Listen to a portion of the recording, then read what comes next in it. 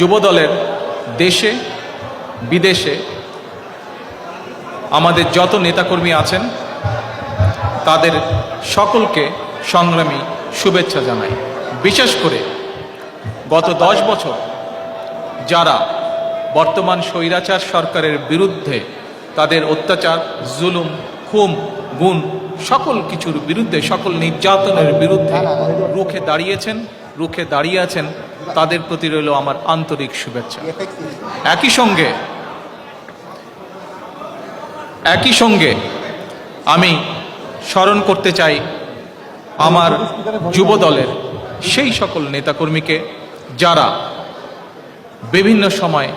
বিশেষ করে বর্তমান স্বৈরাচারের গত 10 বছর ধরে বর্তমান স্বৈরাচারের বিরুদ্ধে আন্দোলনের সময় শহীদ হয়েছেন, যারা নির্যাতিত হয়েছেন, পঙ্গুত্ব বরণ করেছেন,